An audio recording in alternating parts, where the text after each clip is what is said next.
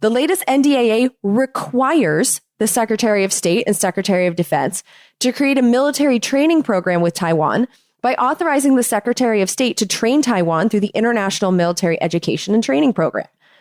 The purposes of the training include enhancements of interoperability between the U.S. and Taiwan and the training of, quote, future leaders of Taiwan, unquote, which, big red flag in that wording, future leaders of Taiwan to be trained by us. Because we don't arm countries and create militaries for them unless we know their leaders are and will remain World Trade System aligned. And so the parallels between what I read back in 2014, 2015, 2016 in the NDAAs for Ukraine, which quietly increased the funding of their military while no one paid attention, these Taiwan provisions feel so similar to me. I feel like we've walked this path before. And in Ukraine, this path has brought us to a proxy war with Russia. And a similar path in Taiwan leads us to war, proxy or maybe real, with China.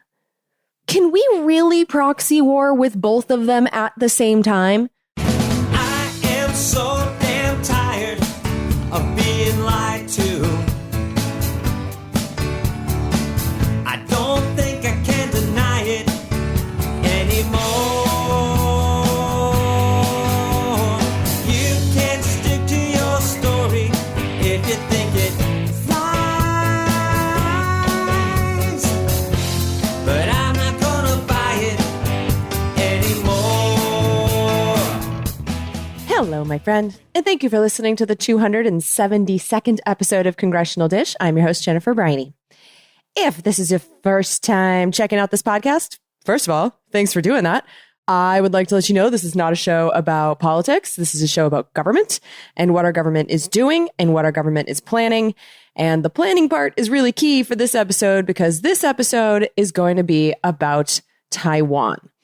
And Taiwan, I've known about Taiwan being an issue. Like even when I generally knew nothing about anything in the world, I knew just from existing that the Taiwan situation was a big deal.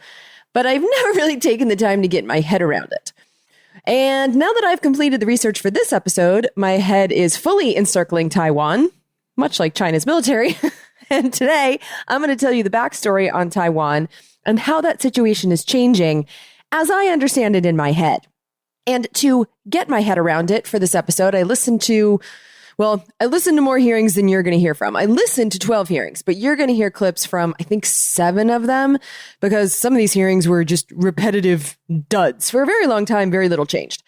But I went into the C-SPAN archives in order to understand our relationship with China dating back to the end of World War II, in order to hear the general discussion about Taiwan and to observe what has changed over time. And I really wanted to do this now because the most dramatic changes seem to be happening right now. And so I want to tell you what's going on using those hearings that are going to give us some context going back decades. And then I also read some provisions in the National Defense Authorization Act, which is the annual law that authorizes our war activities. There's a whole section in there about Taiwan, and I'm going to give you the details about that today. And if you have feelings about anything I tell you, you can direct those towards your elected representatives however you choose, because they are elected to do more than just run for re-election. They are elected to represent you, and we need to pay attention to what they do while they have the job. Now, I understand that this whole Taiwan thing, some of it sounds insane because some of it sounds insane to me. And so if anything that you hear today sounds nuts, like it's just too weird to be true, or if you want to hear more of these hearings or find a SoundClip's original source in order to hear the rest of the conversation, in order to, learn more, or even to just make sure that I'm not being a sneaky agenda monster in my editing, I do encourage you to use the show notes on congressionaldish.com, because one of the things that I do for Congressional Dish that sets this podcast apart from others is that I give you the links to the hearings and the timestamps within them so you can easily find these clips and hear them in context. I also give you links to documents like the Taiwan provisions of the NDAA that I read for this episode. I also give you reports that are prepared for Congress to help them and us understand things.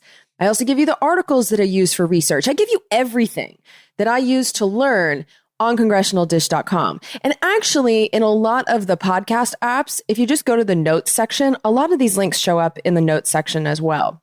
But it's the show notes that have made it so that people generally trust what I say. Because I feel strongly that trust is earned. And the way that I earn your trust is by bringing receipts. Because I feel like there's just too much bullshit in the world. And I know that I personally trust people that tell me where they're getting their information from because sources matter. And so I do more homework for each episode than most others do, even though I feel like what I do should be standard. You know, showing your work should be standard in an era of fakes. But I'm doing that. And for that work, I do ask to be paid because this is my full-time job. I don't accept any advertising money or grants from government, or I also don't grovel to rich people because everyone is equal in my business model. Value for value is a relatively new concept in the world, but it's one that I'm proud to participate in. And it boils down to this. I provide a product that has value. In my case, Congressional Dish episodes. And I give you the product up front.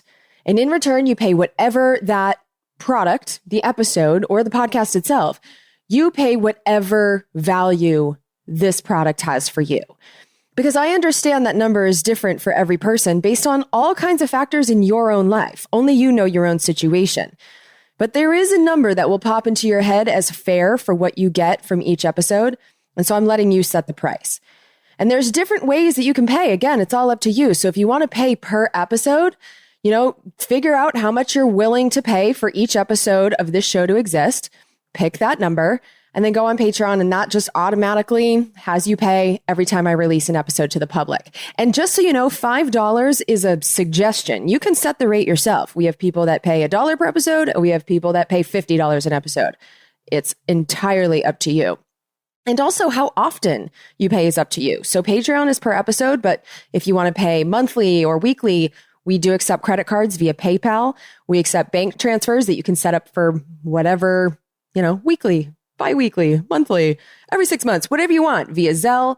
One-time payments, you can send in those through Venmo or the Cash App. And then we also accept paper checks. We have a PO box and the checks get sent to my accountant, who is my sister. So we have lots of different ways for you to pay. And it really doesn't matter to me how you pay. Like the auto transfers are wonderful. And I'm grateful to say that they are very common choices because these auto transfers like pay per episode Patreon payments or monthly PayPals, those payments are the ones that allow me to budget. Those are the ones that tell me like, okay, I'm going to have this much money coming in, which allows me to pay my amazing assistant, Claire, and my editor, Mike, and my web security guy, Mark. And, we have a whole team over here. And so you guys are allowing me to budget. And those are also the easiest because you set them and forget them and you can just enjoy the show forevermore, guilt-free. But some people like to pay manually, like donating for specific episodes when I knock one out of the park. And I love those payments too, because they help me to figure out what kind of episodes are valuable for you and for me. And they do incentivize what topics I pick, that's for sure. Especially now that we have the most valuable episodes list. Because which episodes appear at the top of that most valuable episodes list is totally in your control, not mine. It's based on executive producer credits. Because the most valuable episodes are the episodes with the most executive producer credits that are on them. And the way this works is every time you hit a cumulative $535 in payments, that's $1 for every member of Congress. Well, every time you hit that, you get to put your name on an episode as an executive producer. And you can put it on whichever episode has the most value to you. And the episodes with the most executive producers are the episodes at the top of that list. And it's an automated thing now on our website. Thank you, Mark. And so you can be sure that that list is accurate up until the last episode. And that price is the same for everyone. And that's why I love this business model.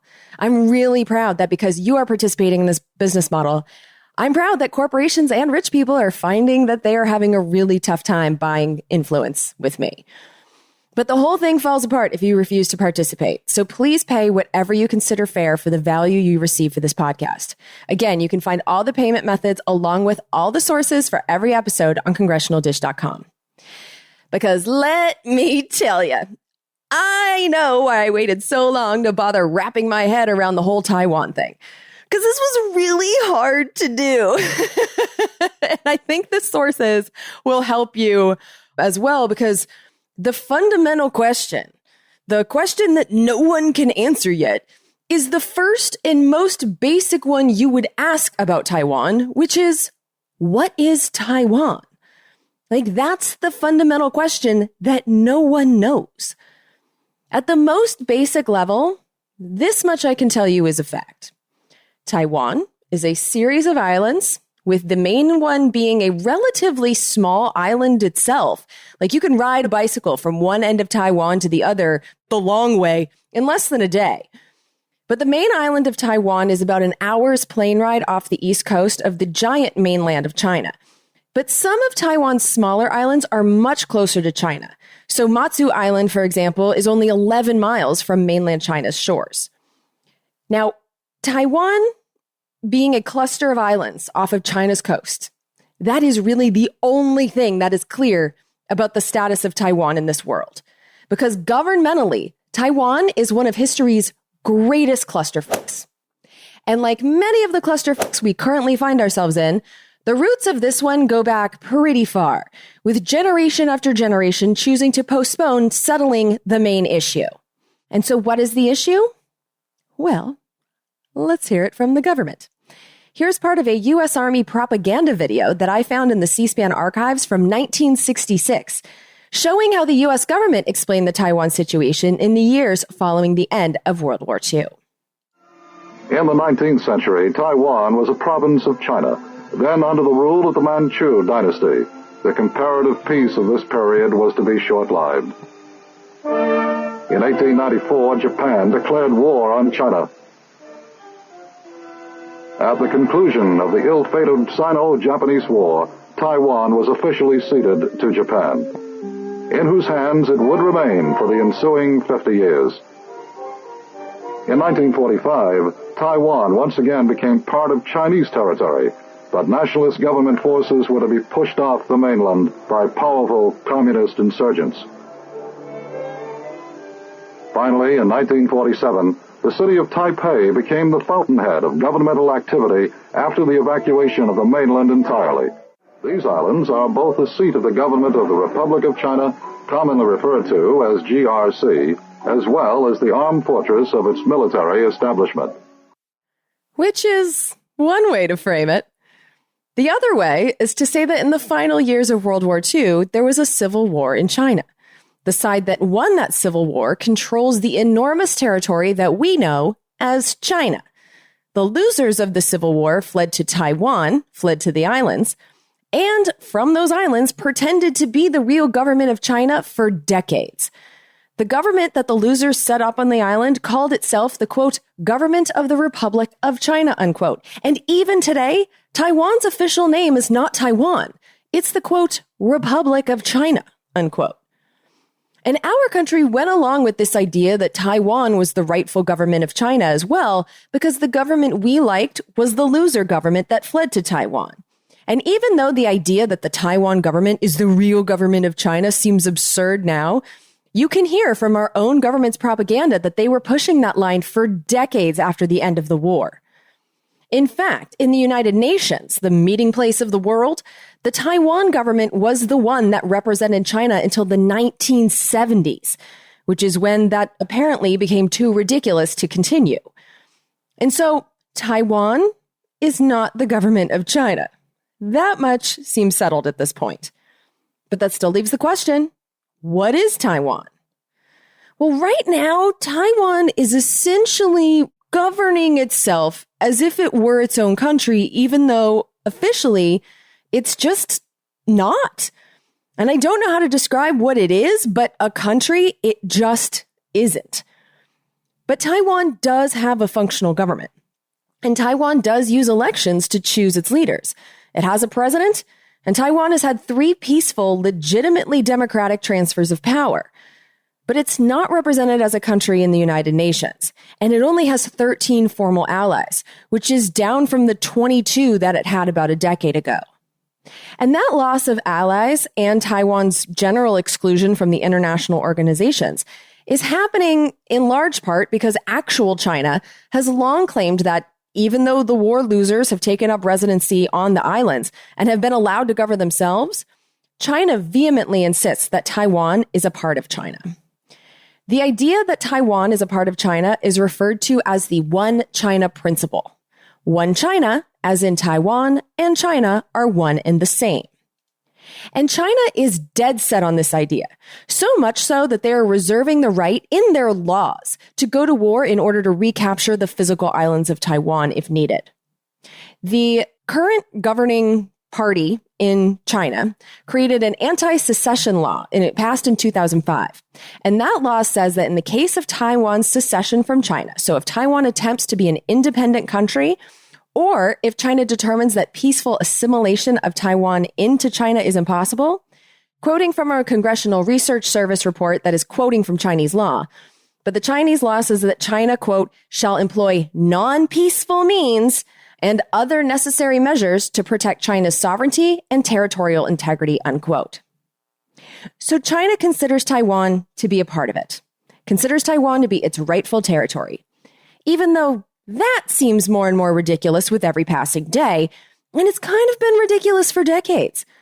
Because since the end of that Chinese Civil War, since the 1940s, Taiwan has been governing itself and has economically allied itself with the World Trade System countries.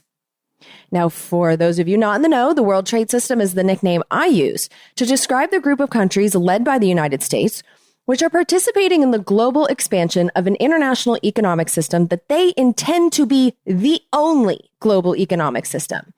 And I nickname it the World Trade System because the hub of that system is the World Trade Organization. Well, the World Trade System is competing with a group of countries being led by China, or Communist China, as it is constantly branded lately. The Chinese Communist Party. Chinese Communist Party. The Chinese Communist Party. Chinese Communist Party. The Chinese Communist Government. The Chinese Communist Government. Chinese Communist Government. Chinese Communist Government. Chinese Communist Government. The Chinese Communist Government promote pro-communist propaganda. That was from just one hearing in Congress. But even though China isn't economically communist, the Chinese are using new trade agreements and financial agreements to create a separate international economic system that is designed to compete with and or bypass the World Trade System. Here's Senator Marco Rubio of Florida explaining this in more detail in the Senate Foreign Relations Committee on February 9th. I want to get a little broader because I think it's important to understand sort of the strategic vision behind our tactics on everything that we do. So if we go back to the late 80s, early 90s, end of the Cold War. And the gamble at the time was, if we created this international economic order led by the U.S. and the West, built on this global commitment to free trade, that this notion of that this trade and commerce would bind nations together via trade, via commerce and international interest and economic interest, that it would lead to more wealth and prosperity, that it would lead to democracy and freedom, basically domestic changes in many countries, and that it would ultimately ensure peace. The famous saying now seems silly that no two countries with McDonald's in them have ever gone to war. That's obviously no longer the case. But the point being is that that was the notion behind it. It was what the then Secretary General or Director General of the WTO called that world without walls, rules-based international order. Others call it globalization. And basically our foreign policy has been built around that. Even though it's an economic theory, it basically is what we have built our foreign policy on.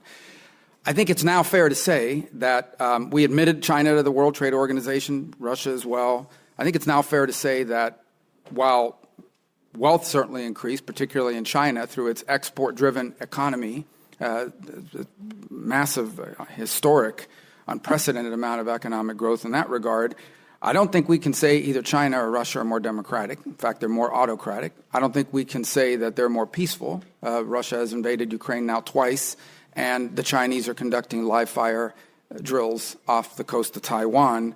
So I think it's fair to say that gamble failed. And that is where we stand today. And that is our foreign policy in regards to Taiwan, Ukraine, the Middle East, South America, friggin' everywhere.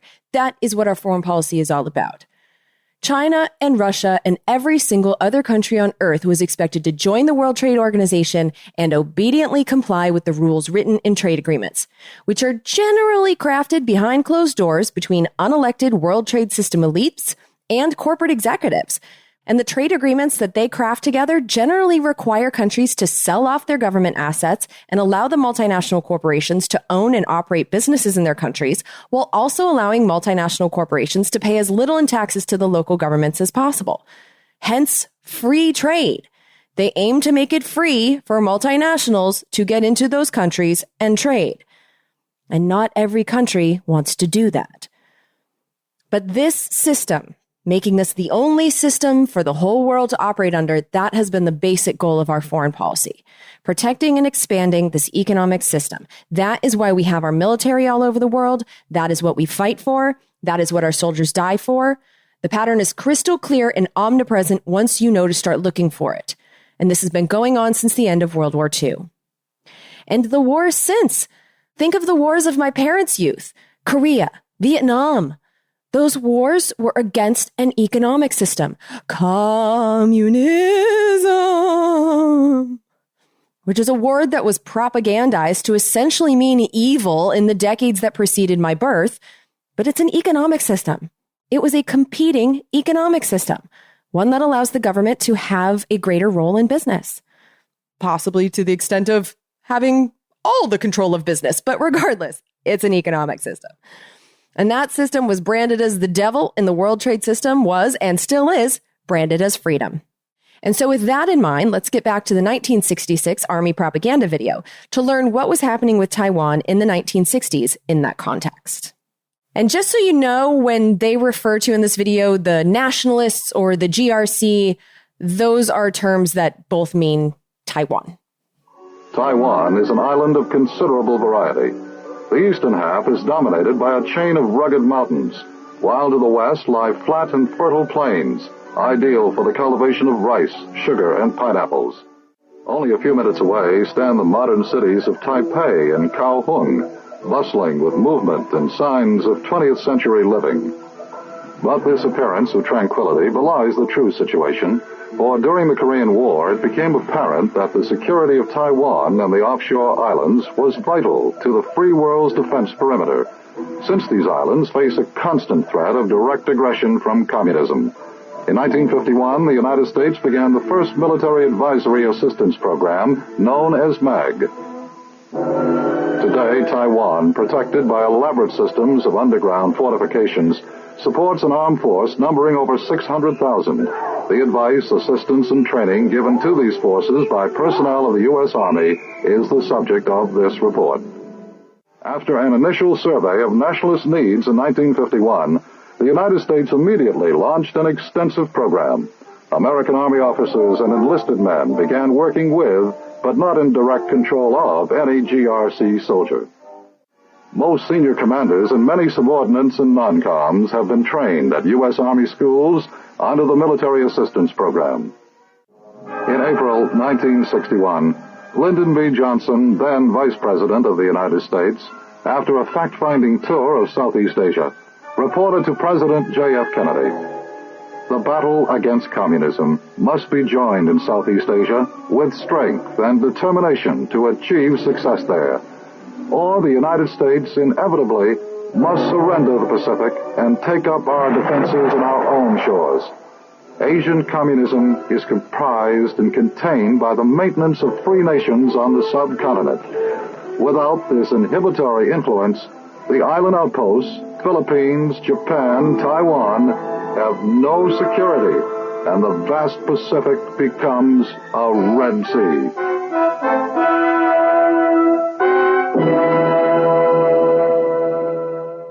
Ooh, other countries could operate under a different economic system. Ooh.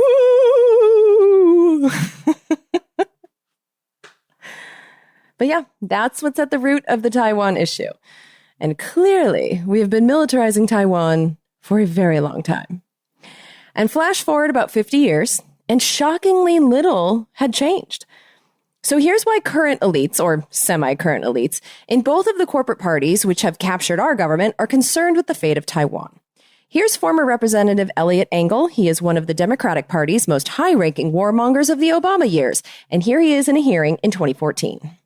Taiwan is a flourishing multi-party democracy of over 20 million people with a vibrant free market economy. It is a leading trade partner of the United States, alongside much bigger countries like Brazil and India. Over the past 60 years, the U.S.-Taiwan relationship has undergone dramatic changes, but Taiwan's development into a robust and lively democracy underpins the strong U.S.-Taiwan friendship we enjoy today. Yeah, Taiwan does use elections to pick their leaders right now, but this is a friendship that's based on finances. Taiwan is a leading trading partner. Taiwan is a willing participant in the free market economy, in the system that is administered by the World Trade Organization, the system that allows multinationals into countries to profit as freely as possible. Taiwan is in on that, and Taiwan is willing to partner with us militarily on China's shores. Now, our official relationship with whatever Taiwan is officially unofficial. And our officially unofficial relationship with Taiwan has been legally enforced according to the Taiwan Relations Act, which became law in 1979. 1979, because that is when our country finally cut the bullshit and acknowledged that the government of China was the government of China. We finally acknowledged that China was the winner of the Civil War, and then Taiwan itself finally did that in 1991. But in 1979, when our country established a relationship with the actual government of China, we did so with the Taiwan Relations Act, which made some weird policy decisions aimed at trying to play both sides. On one hand, since this law was signed in 1979, our country has officially maintained a one China policy, which under our law means that we have an official relationship with China, the actual country, and an unofficial relationship with Taiwan, whatever the fuck that is. Under our one China policy, we do not support Taiwan becoming its own country, but we also do not consider Taiwan to be a part of China. And I know this is confusing, but the idea that Taiwan is a part of China is part of China's one China principle.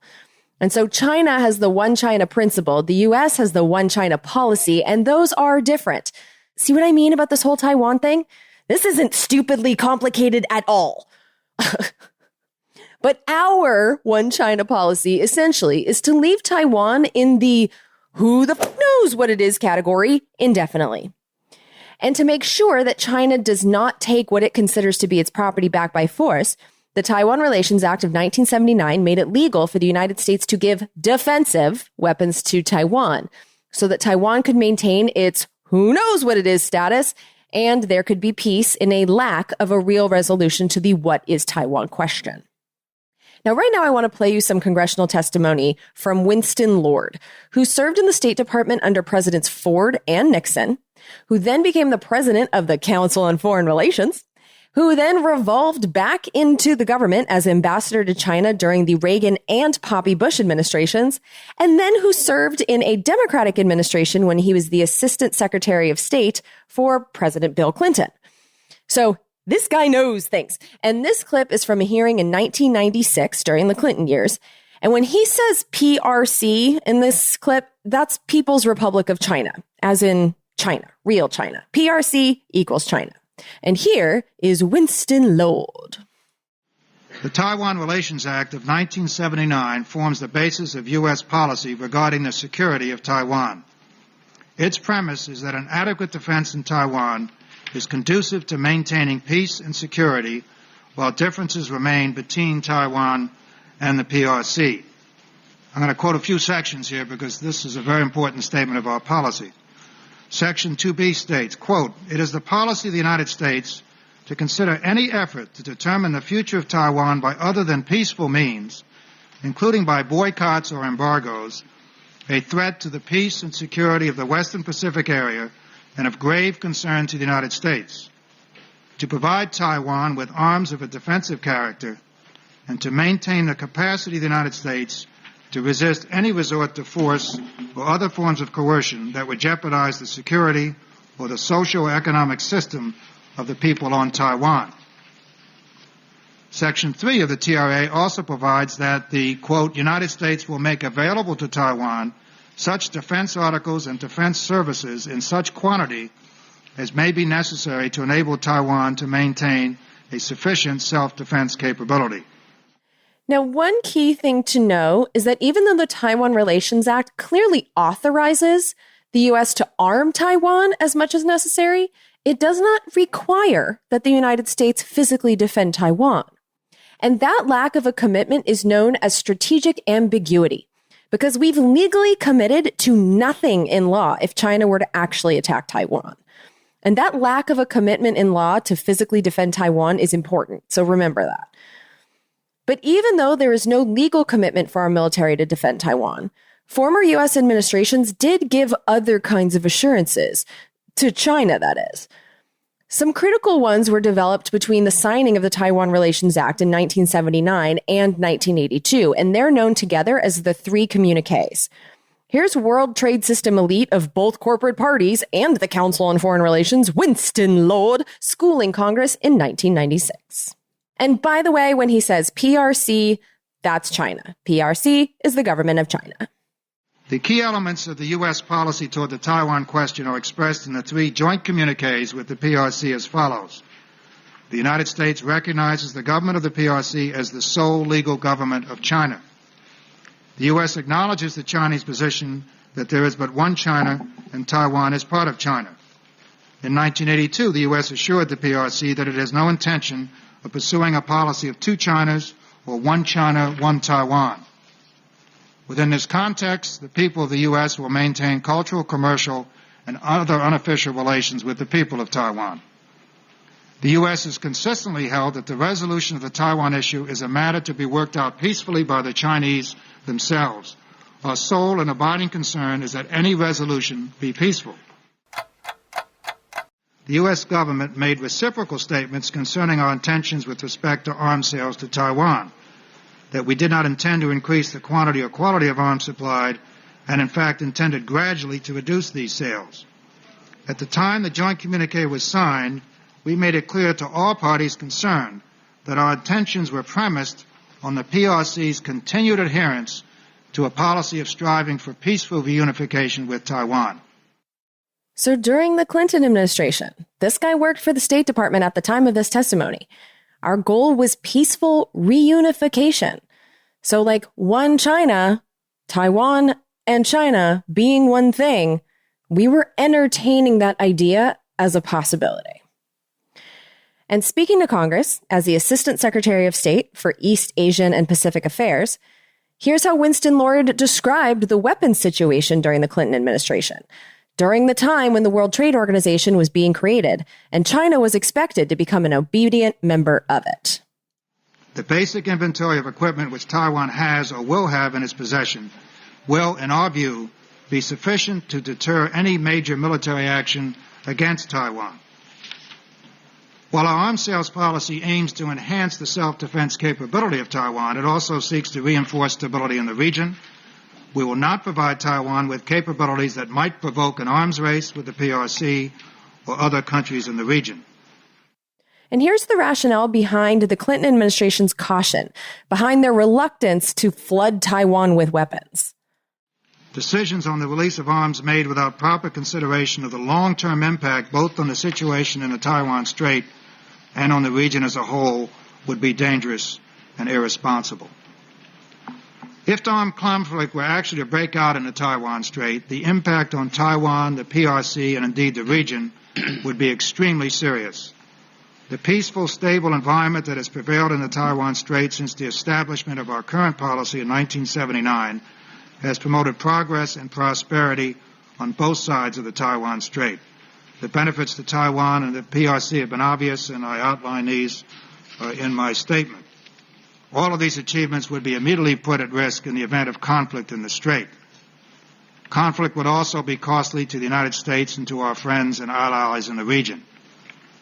Any confrontation between the PRC and Taiwan, however limited in scale or scope, would destabilize the military balance in East Asia and constrict the commerce and shipping, which is the economic lifeblood of the region.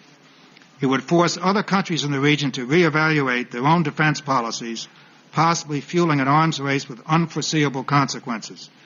It would seriously affect the tens of thousands of Americans who live and work in Taiwan and the PRC. Relations between the U.S. and the PRC would suffer damage regardless or the specific reaction chosen by the President in consultation with Congress.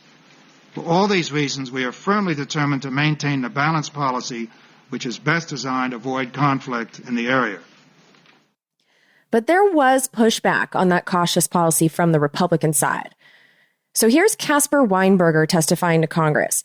Caspar Weinberger held high positions under 3 Republican presidents, Ford, Nixon, and Reagan, and he oversaw the biggest and costliest military buildup in peacetime history as Ronald Reagan's Secretary of Defense. Basically, Caspar Weinberger is known for having more faith in weapons than in words, and here's what he advised our Congress at the end of the Clinton years in 1999. So I don't think that we should be hampered by or felt that we are in any way bound by what is said by the communique, nor should we accept the argument that the communique sets the policy of the United States.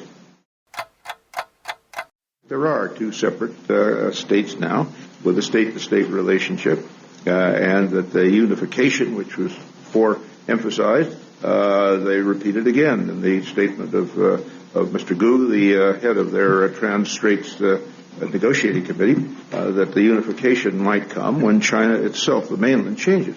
But that has not been the case. It is not now the case.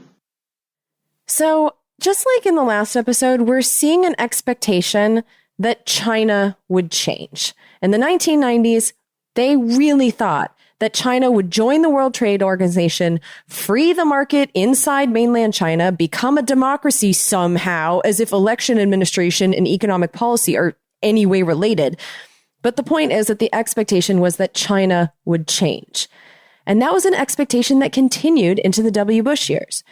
So here's Harry Harding. At the time of this testimony in 2008, he was a professor of international affairs at George Washington University, while simultaneously serving on the Defense Policy Board, which shapes war policy for the Department of Defense. Now, with the support and encouragement of the United States, China's now become a member of virtually all the international regimes for which it's qualified. And therefore, the process of integration is basically over. Not entirely, but it's largely completed. And so the issue, as Bob Zellick rightly suggested, is no longer securing China's membership, but encouraging it to be something more, what he called a responsible stakeholder. So this means not only honoring the rules and norms of the system, but also enforcing them when others violate them, and assisting those who wish to join the system but who lack the capacity to do so.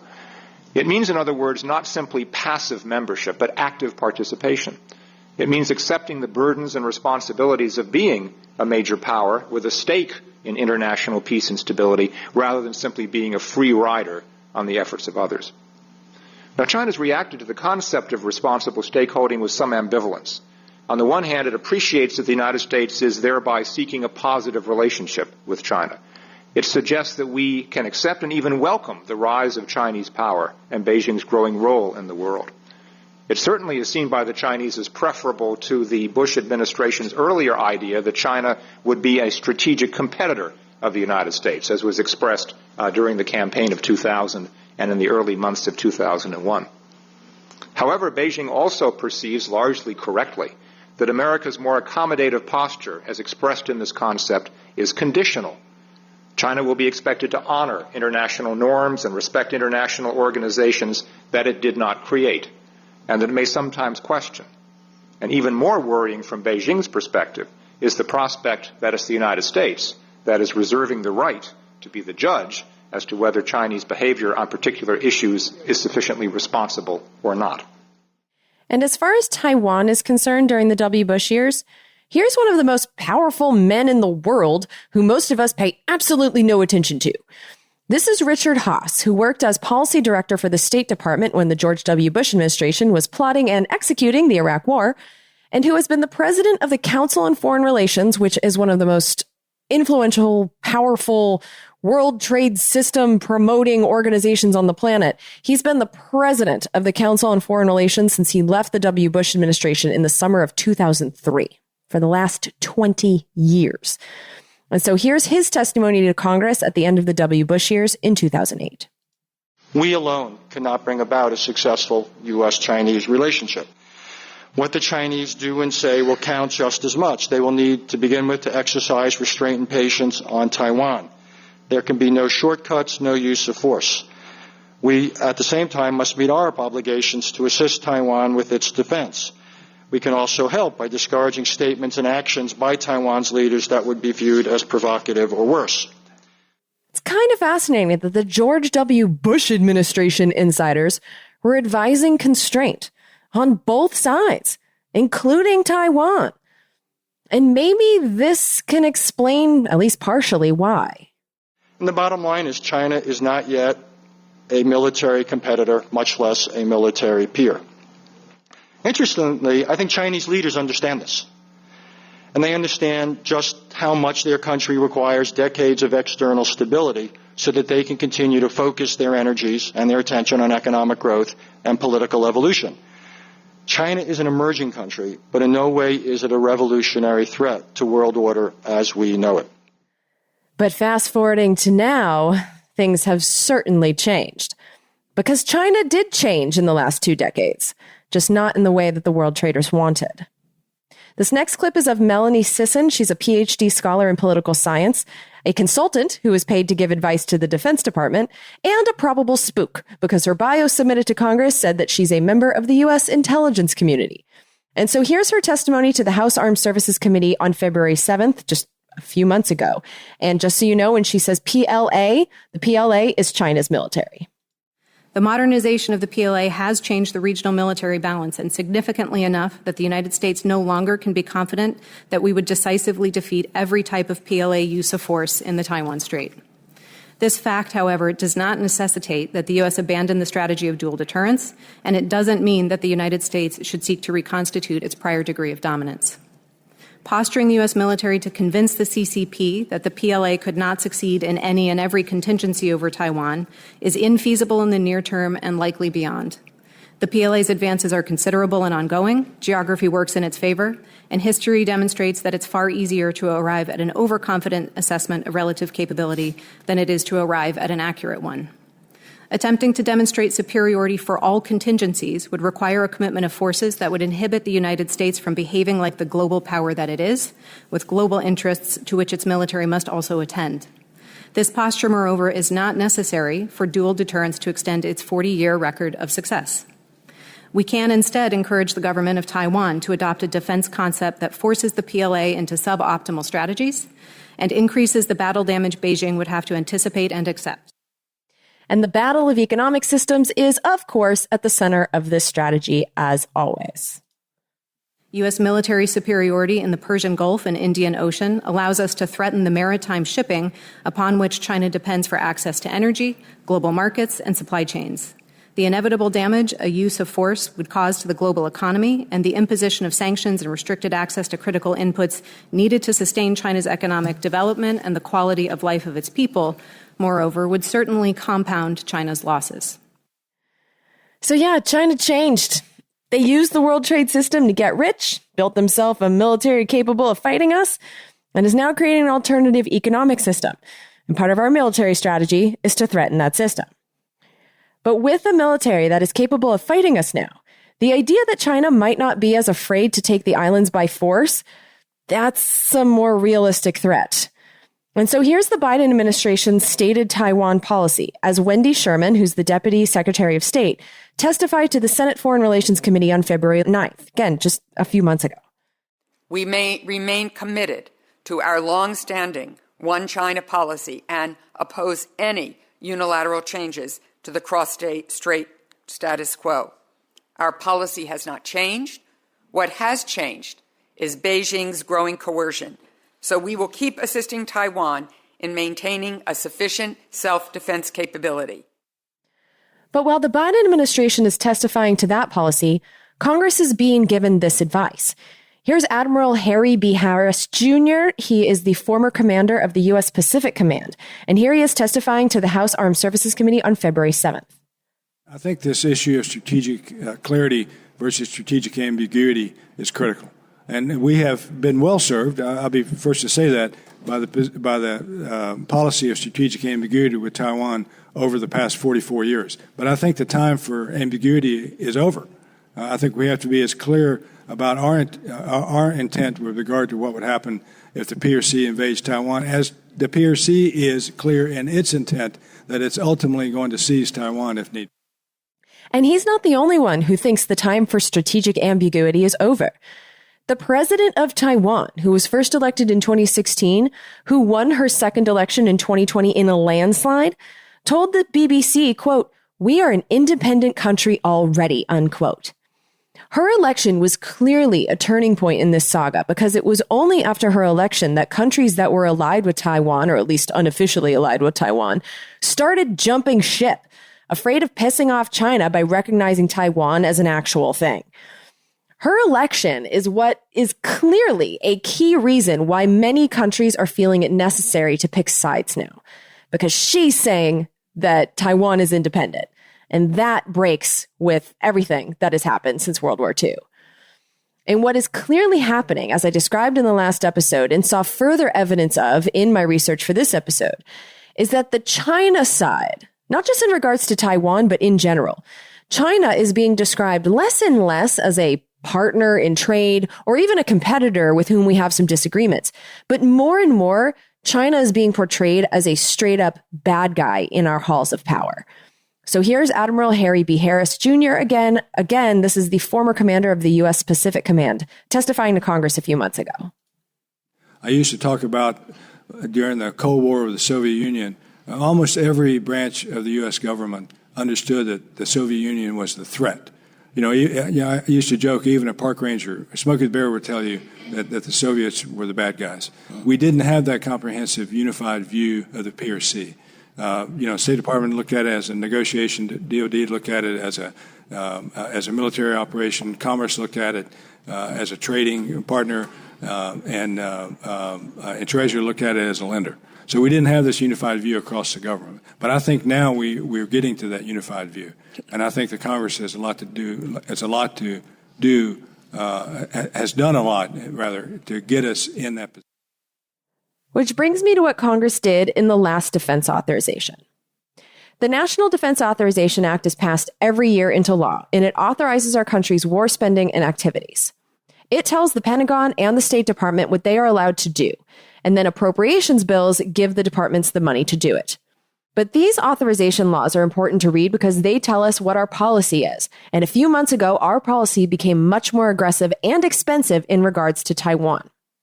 So first, there are some subtle but important changes to policy. Like I said before, the Taiwan Relations Act allows the U.S. government to give defensive weapons to Taiwan via foreign military sales, direct private sector sales, and cooperation between U.S.-based multinationals and Taiwanese industry. But the latest NDAA expands the permissions to include services as well. Now, services is often synonymous with contractors, private sector people paid to do things that militaries used to do in-house. But it can include members of our military doing things for Taiwan. The term is quite broad, so I don't know what exactly that's authorizing. On top of that, the NDAA says that the U.S. should facilitate, quote, exchanges between defense officials and officers of the U.S. and Taiwan at the strategic, policy, and functional levels consistent with the Taiwan Travel Act, unquote. And this is a bigger deal than it may seem upon first glance. The Taiwan Travel Act was a pretty big change in policy that went largely unnoticed at the time it became law. I know I didn't catch it. But its existence explains some scandals that we've witnessed recently. Like, remember last summer when the whole world was watching Nancy Pelosi's airplane to see if it would actually land on Taiwan? To see if she would actually land on the island and meet with the Taiwanese president who was calling Taiwan an independent country? I remember it vividly because I was in Poland at the time, and every English language news channel that I had access to, from the UK, France, Germany, Japan, and the United Arab Emirates, they were all watching that plane and wondering why she was risking war with China. The buzzword for her trip in the international media was reckless. Now, I don't know how it was covered over here, but her visit to Taiwan made the world very nervous because China said that the U.S. Speaker of the House meeting the Taiwanese president in Taiwan would have, quote, a severe impact on the political foundation of China-U.S. relations and seriously infringes upon China's sovereignty and territorial integrity, unquote. But Nancy Pelosi visited anyway.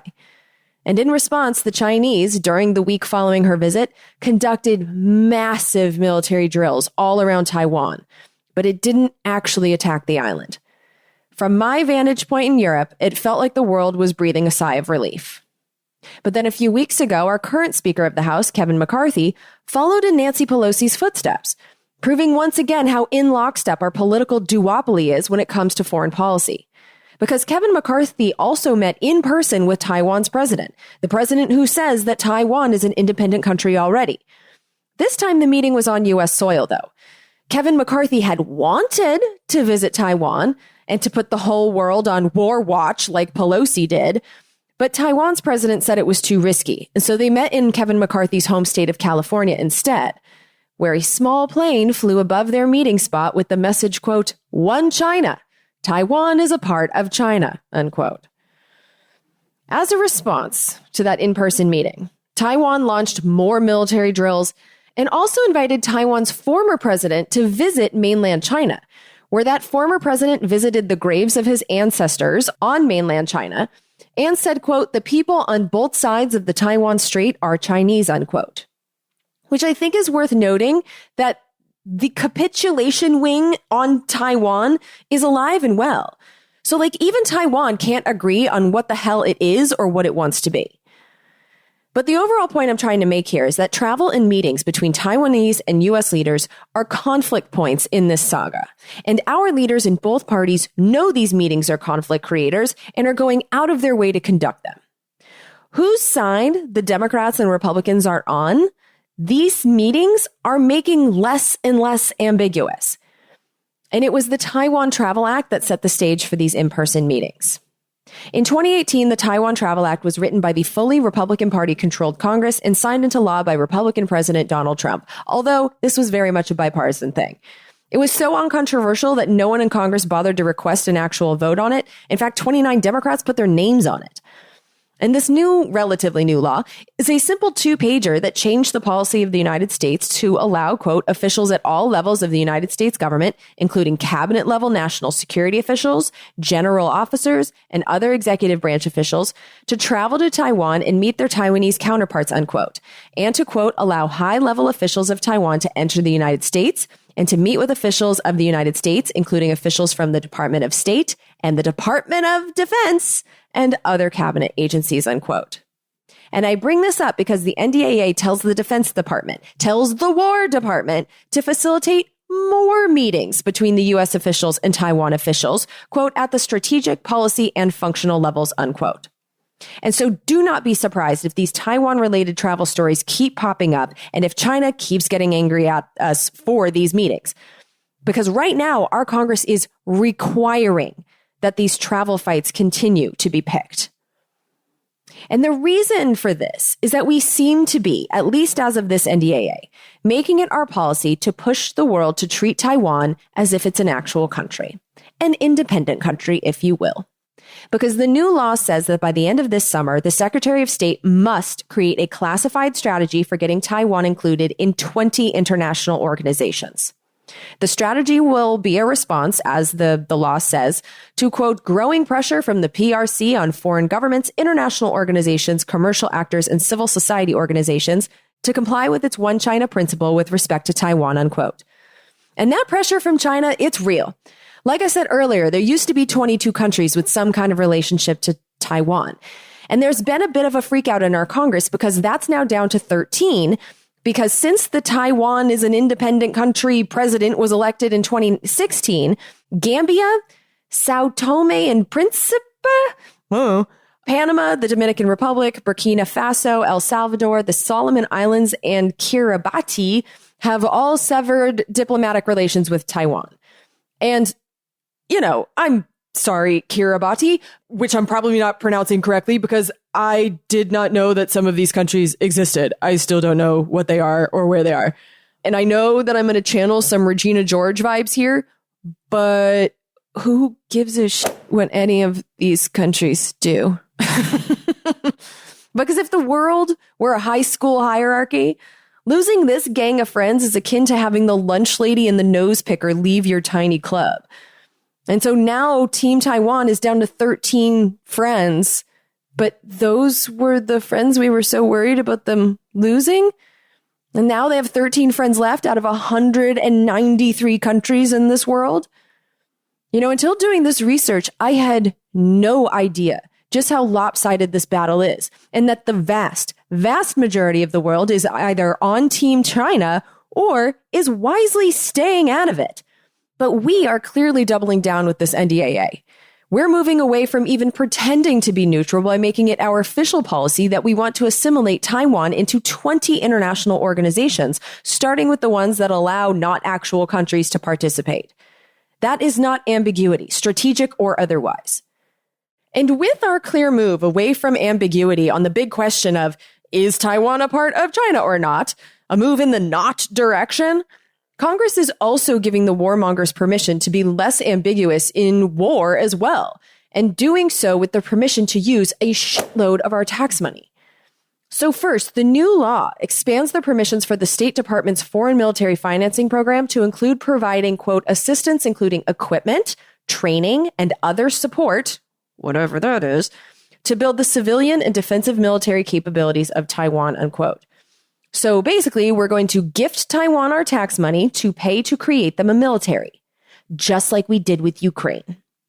The law then authorizes the State Department to spend up to $100 million per year for 10 years to maintain a stockpile of munitions and other weapons in Taiwan. And any amounts that are not obligated and used in 1 year can be carried over to the next year, which essentially makes this a $1 billion authorization that expires in 2032. Because this is how that rollover permission works. Here's Rear Admiral Mark Montgomery. He's the senior director of the Foundation for Defense of Democracies.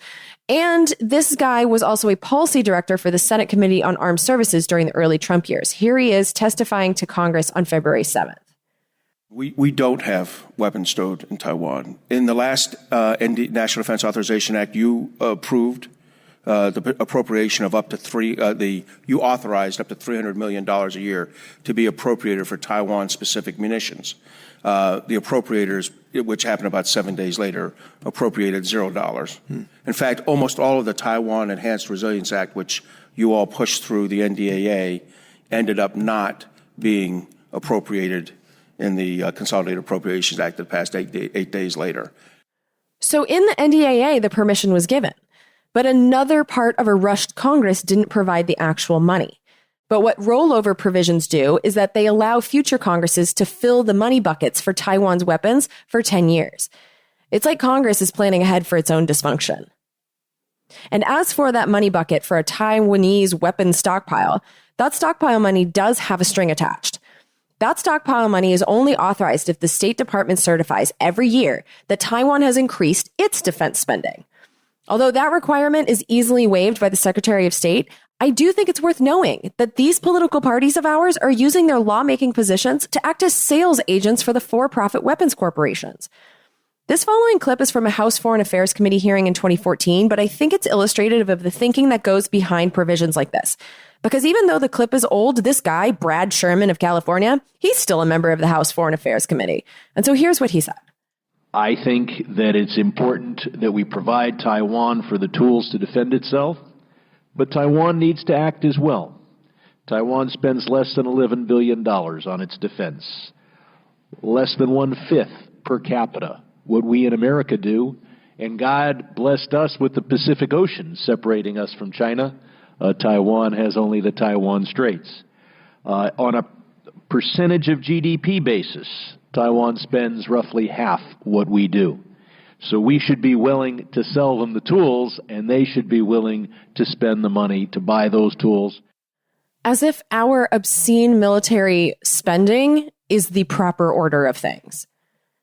And so on top of that $1 billion money bucket for weapons, the new law also authorizes $2 billion per year for Taiwan for foreign military financing grants.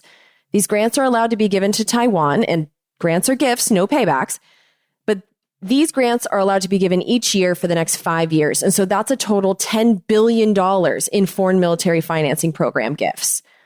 And by the way, the money is expressly allowed by law to be used to purchase weapons and defense services, whatever those are, that are, quote, not sold by the United States government, unquote, which means that they are allowed to be sold by the private sector with no middleman role for our government to make sure that nothing fucked up happens with our money.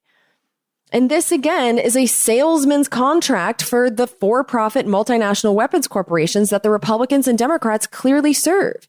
Because a provision was put in here that says that no more than 15% of the weapons for Taiwan purchased with these foreign military financing program grants can be purchased from within Taiwan. They have to be purchased from the multinational corporations, even if Taiwan has the ability to make these weapons for themselves, with all of the cost savings that are often achieved by not having to ship products from around the world. And I just think it's so illuminating on the true goals of the people who have captured our government. Because if all of the money were allowed to be spent wherever Taiwan gets the best deal on the weapons, well, first of all, we could get more for our money.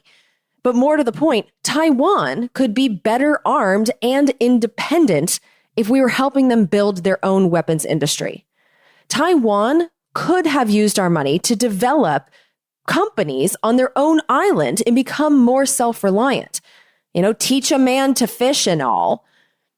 If our one policy goal were to make sure that Taiwan were protected, we should be helping them to build as much at-home weapons production capacity as we could. But instead, our corporate parties put provisions in law that do the opposite, instead prioritizing sales and profits for the multinational weapons dealers that fill their campaign coffers with easy cash.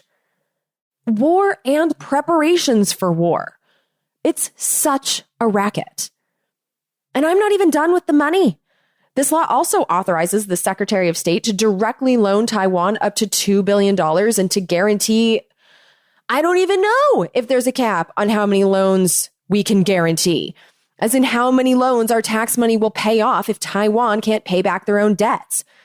The only limits I saw in here were limits on how much each individual guaranteed loan could be. So $2 billion each, but I didn't see a limit on the total number of individual loans.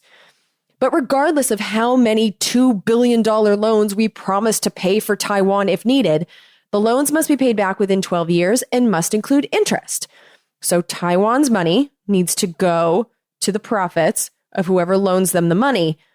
One thing here that I wish I did have an answer to, but I don't, but I still want to pose the question.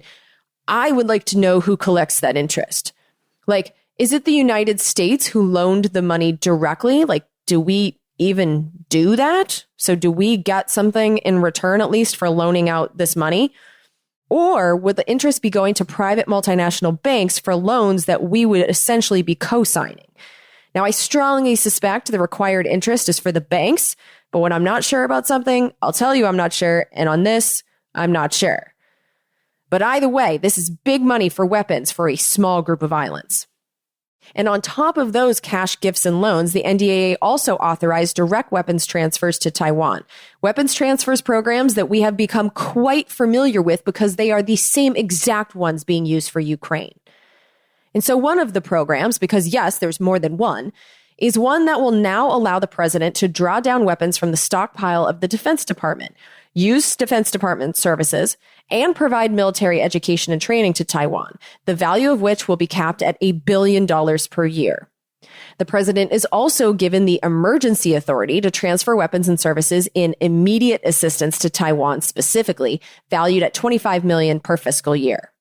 And this is the same exact authority that has allowed the Biden administration to empty our own weapons storage units and transfer the weapons to Ukraine at least 36 times, according to the State Department. And I want you to understand what a massive amount of money this is for Taiwan's drawdown authority and how much this drawdown power of the president has expanded in just the last year. So in fiscal year 2022, presidential drawdown authority was capped at $100 million per year. Total. For everyone, $100 million.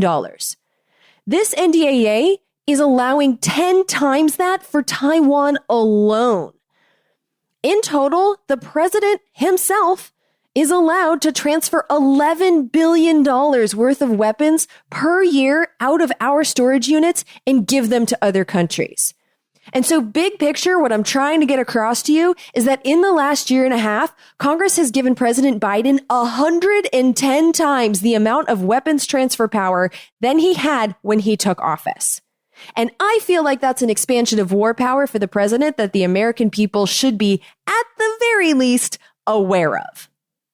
On top of that, because we're still not done with the things that are giving me Ukraine vibes, The latest NDAA requires the Secretary of State and Secretary of Defense to create a military training program with Taiwan by authorizing the Secretary of State to train Taiwan through the International Military Education and Training Program.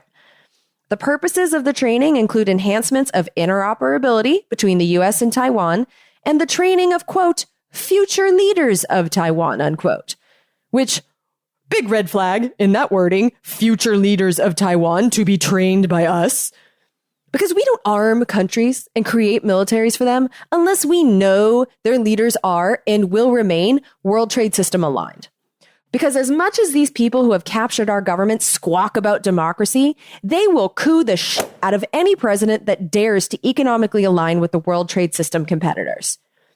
Then Vice President Biden was directly involved in midwifing a coup in Ukraine in 2014, when that president of Ukraine decided to pull out of a trade agreement with Europe and instead partner with Russia. And once the new government, handpicked by the world traders, signed the Europe trade agreement, we paid to build Ukraine a military for Ukraine's future leaders.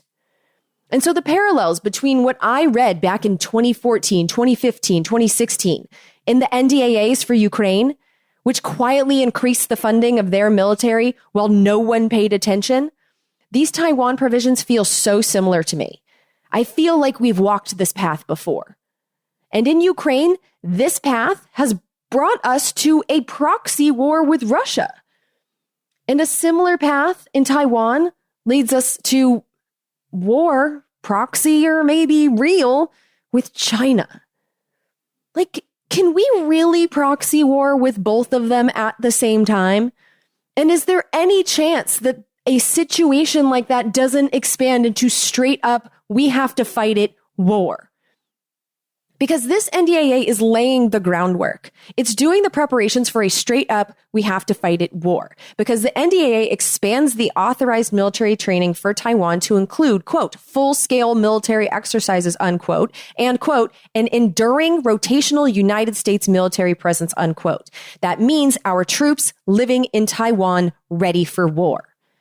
Because make no mistake, turning Taiwan into a de facto branch of our military does appear to be the goal here, if the law is to be believed, because it says that the commander of the United States Indo-Pacific Command should carry out joint military exercises with Taiwan in, quote, multiple warfare domains, unquote, which practice using, quote, secure communications between the forces of the United States, Taiwan, and other foreign partners, unquote. They want the militaries to be interoperable like we have with Ukraine. Ukraine, which is at war with Russia, but which gets information and targets and weapons from us. And to make this happen with Taiwan, Congress put into law that Taiwan should be invited to participate in the Rim of the Pacific exercise in 2024. The Rim of the Pacific exercise is a multinational maritime exercise. So like the Navy's, it's now the world's largest exercise, and it's happened 28 times since 1971. The last one took place in and around Hawaii and Southern California in the summer of 2022, and 26 countries, including the U.S., participated. This thing is huge. And including Taiwan in the next one, there is big time potential for this to be yet another antagonization of China if it happens.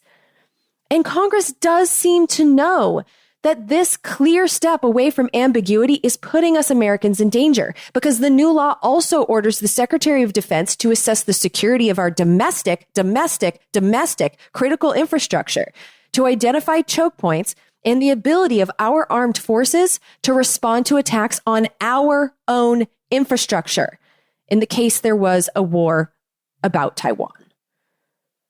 So put another way, they're preparing us for war with China, and they are preparing for us to take hits here at home.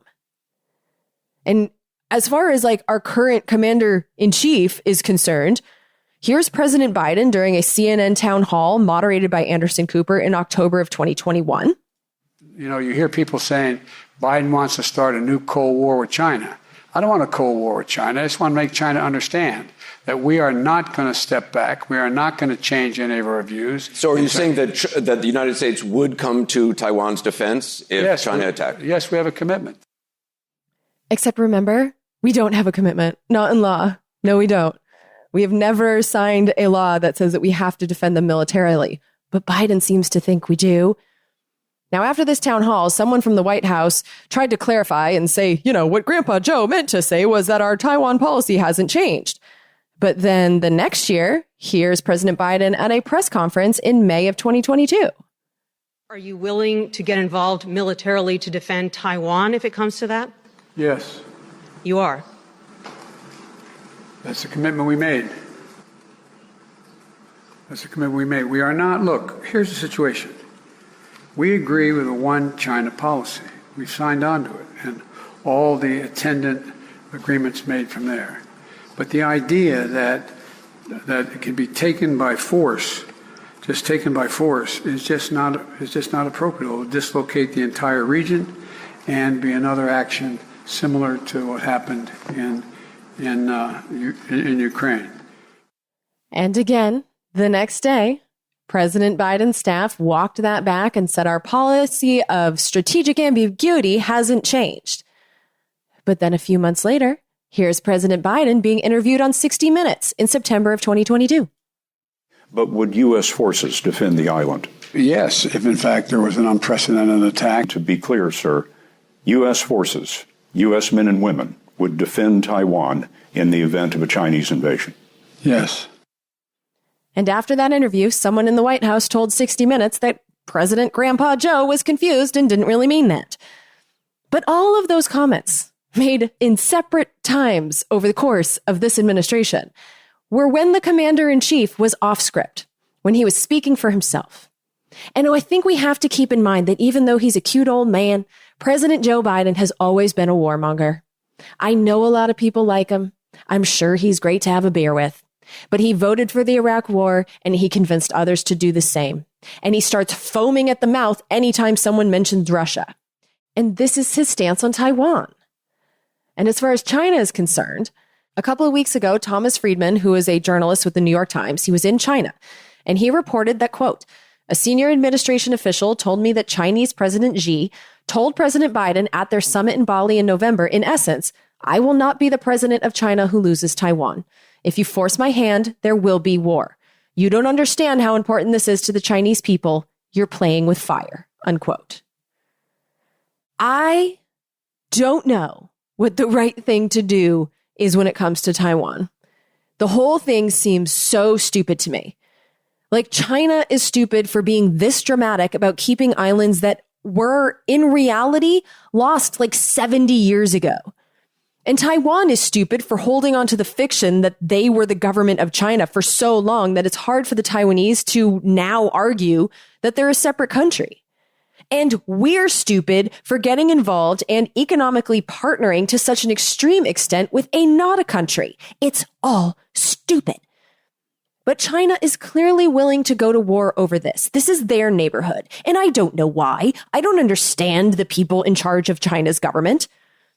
But the question is, are we willing to go to war over this? Because our Congress sure seems to think that we are. But are we? We being the American people here?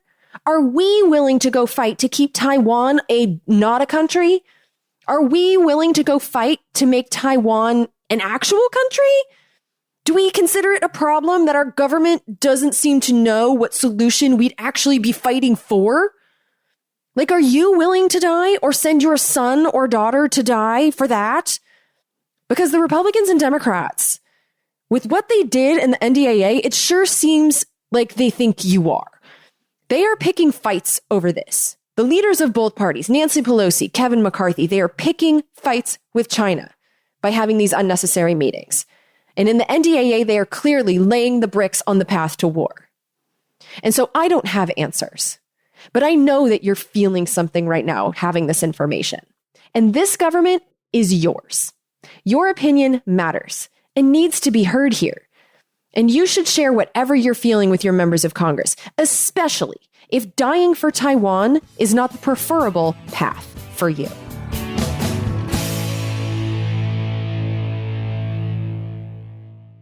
If you are not supporting this work for some reason, if you are making me sad and valuing this work at $0, then that is all I have for you today. If, however, you are honorable and willing to participate in this honor system of payment and are actually paying for the show, I do have a bonus episode to go along with this for those of you who pay. I'm going to put this into the green room at the same time that I drop this main episode. And if you're not hip to my lingo, the green room is the nickname that I have for the feed that I have just for people that pay. The easiest way to get that feed is through Patreon. It is the Patreon feed, but I do also have a jerry-rigged way to get that feed to people that pay in other ways. And so if you have set up a monthly contribution with PayPal or Zelle or anything like that, and you want access to that feed, just email my sister, Lauren@congressionaldish.com, and we will get you set up with that. But that's going to take a little bit because she's a mom. She doesn't check her email every day because I don't ask her to. So that's the slower way to get the green room feed. The faster way is for sure Patreon. But on Patreon, I listened to 12 hearings to prepare for this episode, and not all of the interesting stuff was about Taiwan. I have some things that are not going to drastically change your life right now, but just some bits of information that I now have in my brain bank, and I will give to you. So yeah, a quick little episode with some bonus clips is waiting for you in the green room if you are supporting this show. And thank you to everyone who does.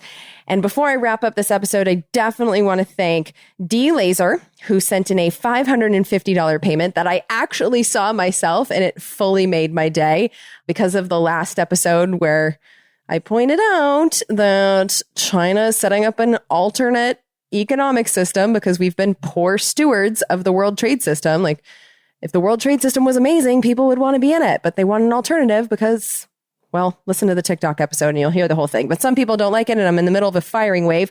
And then D Laser shows up with an instant EP credit and made me so happy. And I saw it right before recording this episode, and I was definitely feeling burned out, and it just renewed me. So just know that thank you, that you helped me perform this episode because I was just feeling down and you picked me right up. So that's one thing I need to thank you for. But I also want to thank you for this message that you sent in with your EP request.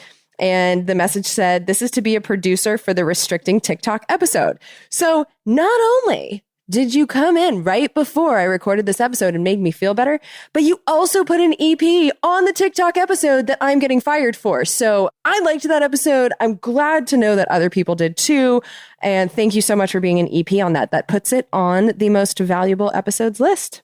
But he says, "I'm in tech, but I learned a lot from this episode. Thank you for all the hard work."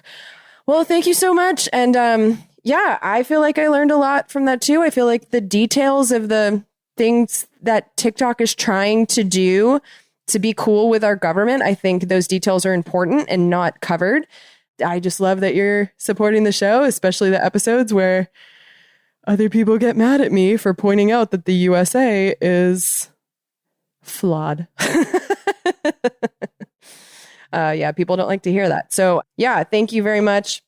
The next episode, once again, I'm not sure what it's going to be. I'm going to work on that, but I will check out the most valuable episodes list to see what you guys are into.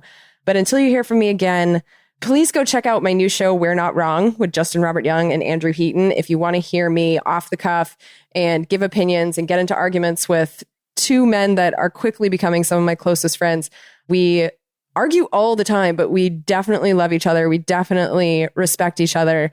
It's a wonderful political show. It's people talking about issues, but not from a bad faith perspective. It's one of the joys of my life, and I really think you'd like it. So go check out We're Not Wrong if you miss me before the next episode. And my dog's about to start barking, so I am going to stop this impending disaster. So yeah, have a great day, and thanks for listening. Bye. We're surrounded now by liars coming at us through our TV screens. We don't have a domestic spying program. They're content to fight in black and white despite the many in-betweens. We got a president who plays with the facts. And then he waves a flag to cover his tracks. As if a lie is alright, in the end will justify the means. Now we are so damn tired of being lied. The polar ice caps aren't going away. We don't think we can deny it anymore. You can stick to your story if you think it flies. But we're not keeping quiet anymore. We are so damn tired of being lied to. Government jobs consume the profits of the private sector. We don't think we can deny it anymore. You can stick to your story if you think it flies. But we're not keeping quiet anymore. Now we're not keeping quiet. These bills represent common sense, bipartisan solutions that actually solve problems.